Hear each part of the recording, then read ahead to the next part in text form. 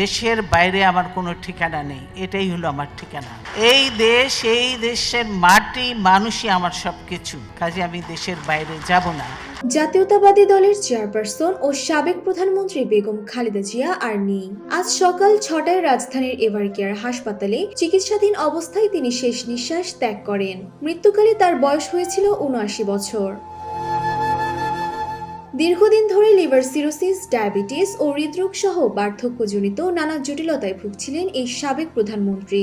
গত ২৩ নভেম্বর শারীরিক অবস্থার অবনতি হলে তাকে রাজধানীর এভারকেয়ার হাসপাতালে ভর্তি করা হয়। সেখানে টানা ১ মাস চিকিৎসার পর আজ সকালে না ফেরার দেশে পাড়ি জমান তিনি।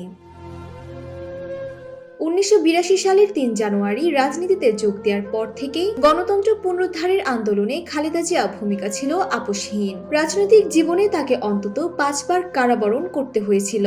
১৯৮৩, ১৯৮৪ ও ১৯৮৭ সালে এরশাদ বিরোধী আন্দোলনের সময় তিনি ৩ বার আটক হন। তবে এসব ক্ষেত্রে তাকে দীর্ঘদিন কারাভোগ করতে হয়নি। পরবর্তীতে ২০০৭ সালে সেনা সমর্থিত তত্ত্বাবধায়ক সরকারের আমলে তাকে ক্যান্টনমেন্টের মইনুল হক রোডের বাসা থেকে গ্রেফতার করে পুলিশ।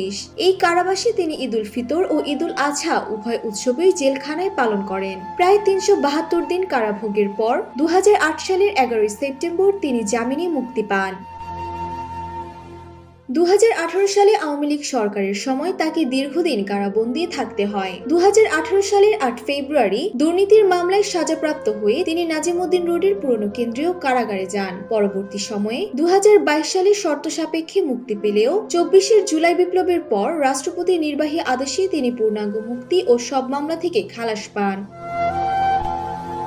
পারিবারিক সূত্রে জানা যায়, বুধবার রাজধানীর মানিক মিয়া অ্যাভিনিউতে বেগম খালেদা জিয়ার জানাজা অনুষ্ঠিত হবে। তার মৃত্যুতে রাজনৈতিক অঙ্গনে গভীর শোকের ছায়া নেমে এসেছে। প্রিয় নেত্রীকে শেষ বিদায় জানাতে সকাল থেকেই হাসপাতালের সামনে ভিড় করছেন হাজারো নেতাকর্মী ও সাধারণ জনগণ।